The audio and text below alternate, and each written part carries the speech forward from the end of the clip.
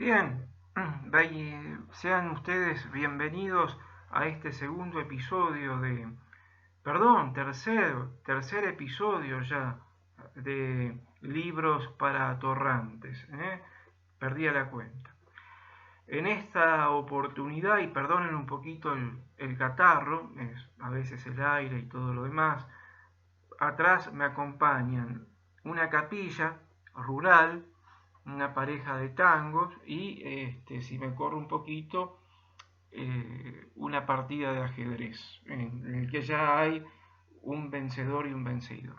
Bueno, el libro que nos ocupa en esta oportunidad es, atención, Un mundo feliz, del gran, enorme escritor inglés Aldous Huxley. Huxley nació en 1894 y murió en 1963 en Estados Unidos, en Los Ángeles, donde se hallaba trabajando y descansando.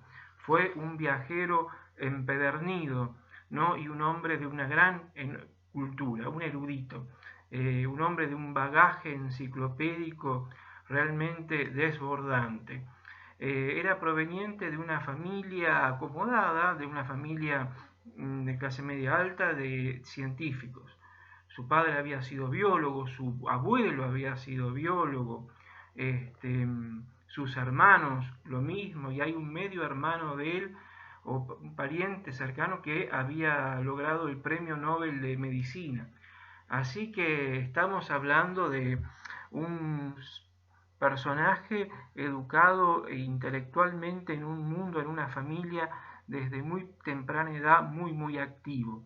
Eso despertó en el joven Aldous una inteligencia y una percepción acerca del mundo que lo rodeaba muy aguda, pero al mismo tiempo su intelectualidad, sus dotes, sus capacidades, se vieron matizadas por un escepticismo y una angustia ante el mundo de las ciencias.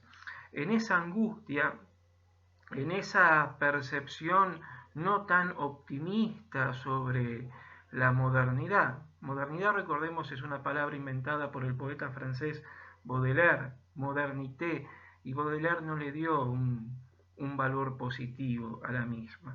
Nosotros le hablamos de modernidad y le damos otro sentido, un valor positivo, es moderno, ¿no?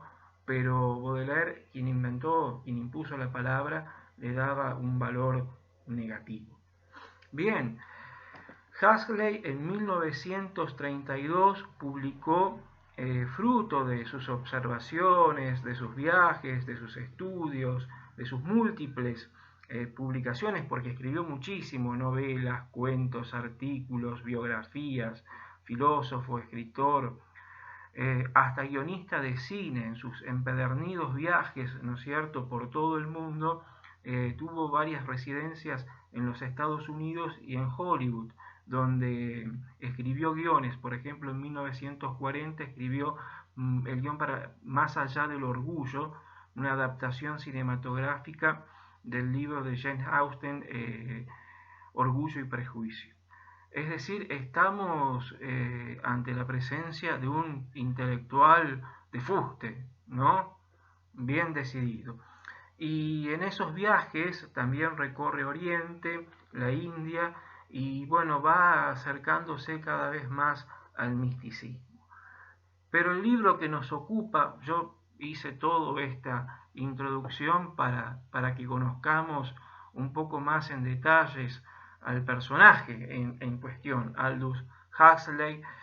Repasemos, venido de una familia de científicos, ¿no? Y él es como que corta esa tradición familiar y se dedica a la filosofía, a la literatura, a la historia, a las humanidades, a la filología, etc. También a la pintura. En Francia le despertó una inclinación hacia los retratos, hacia el arte, la pintura. Bien, 1932, el libro que nos ocupa, perdón, lo estoy tapando, Un mundo feliz. Ya el título es irónico. En el título el autor está jugando con nosotros, porque en las páginas de su novela, muy bien escrita, por cierto, muy amena, no podés estirar la pata, como decimos acá en la Argentina, es decir, no te podés morir sin antes leerte Un Mundo Feliz.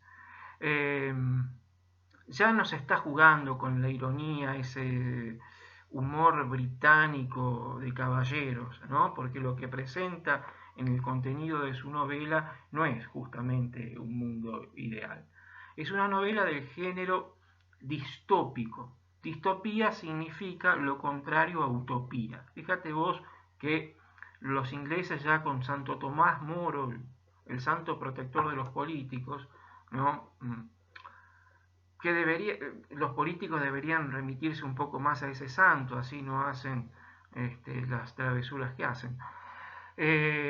Utopía, el libro de Tomás Moro, y en los mismos ingleses inventan el género distópico. Fíjate vos, uno de los países que fue pionero en la revolución industrial de finales del siglo XIX y principios del siglo XX, inventan el género de la distopía. En 1906-1907, un anglicano, Benson, Robert Hugh Benson, publicó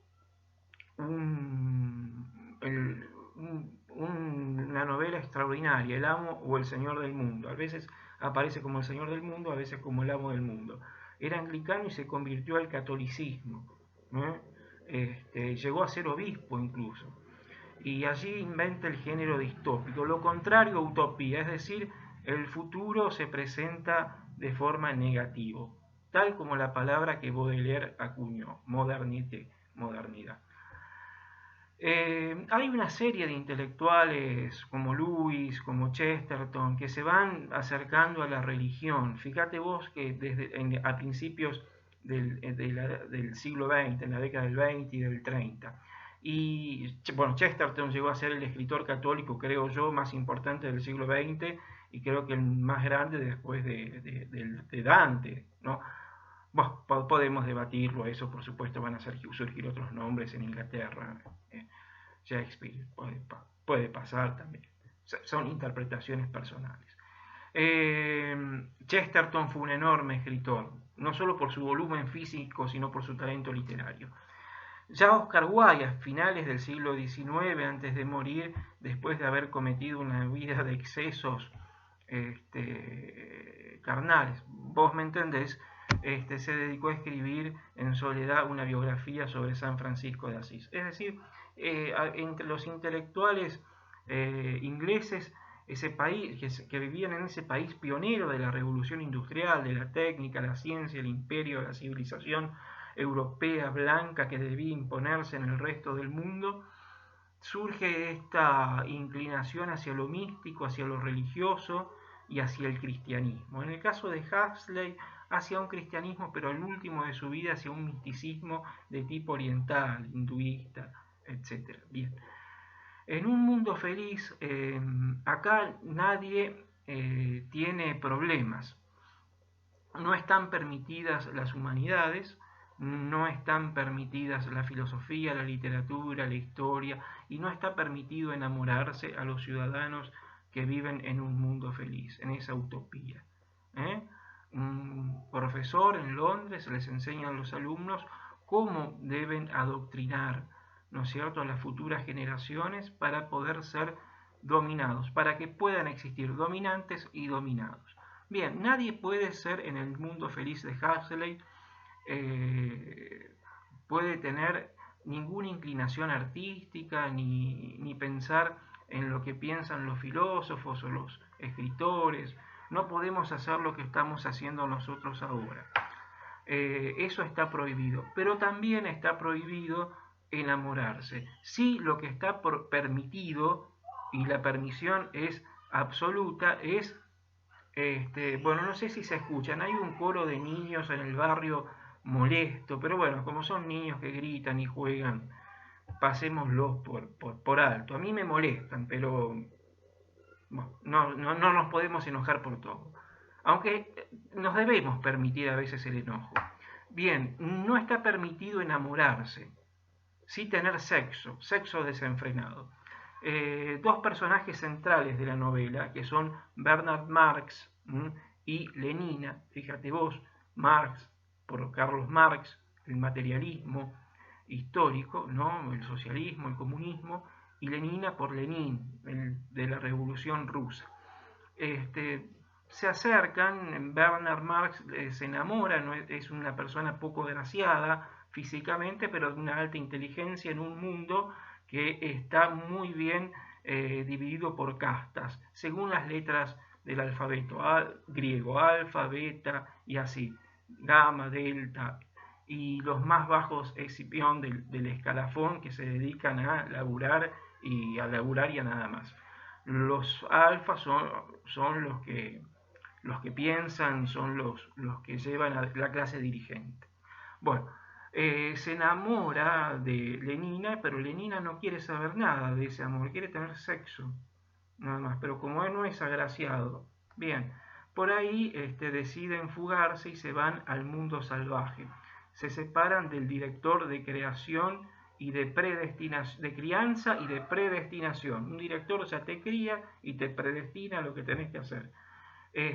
Si sos triste, porque la tristeza y la angustia pueden darse, te tomás una pepa, acá en Argentina le decimos pepa a la pastilla, te tomás una pastillita que se llama Soma y te olvidaste, chao, listo, el problema se olvidó. Si alguien no te correspondió en un amor, etc. Y se van a vivir al mundo salvaje, donde conocen a John el salvaje. John el salvaje es un hijo extramatrimonial del director de crianza y predestinación, ¿no? Y John se enamora de Lenina perdidamente, hasta el punto tal que ese amor, que Lenina quería solamente sexo, quería una relación biológica, porque no le estaba permitido el amor, no estaba programada, ¿no? Desde su crianza y predestinación para el amor, John enloquece, una locura. Podemos elogiar como Erasmo a la locura de John el Salvaje, llega como los monjes de la mal llamada Edad Media, ya hablaremos de eso, a flagelarse, ¿no? Y a terminar en el suicidio, ¿no? Porque su mamá se había muerto, en fin. A eso lo llevó el desinterés por el amor espiritual elevado, ¿no? Recreativo, además del sexo, ¿no? Y no como mera ejercitación física, como quien va a un gimnasio, ¿no? Como lo practicaba Lenina. Así es la personaje femenina de la novela. Bien, estos son los personajes principales, esta es la trama de Un Mundo Feliz. Te lo he resumido bastante, te he dado algunas pautas, lineamientos sobre su autor, y tenés que leerlo, ¿no? Porque la distopía, nosotros vivimos o pretendemos vivir en un mundo feliz. Cuando lo leas vas a ver que te vas a sentir identificado con este siglo XXI, en el cual la pandemia COVID-19 aún no pasó. Entonces nosotros desde nuestra actualidad, por más modernité que llamemos a esto, no podemos ver al pasado con ojos de superioridad. Le escribió a la novela en 1932. Acordate que en 1929 había quebrado la bolsa de Nueva York y había hundido en la miseria y en la ruina a muchos países y a muchas familias ricas, incluso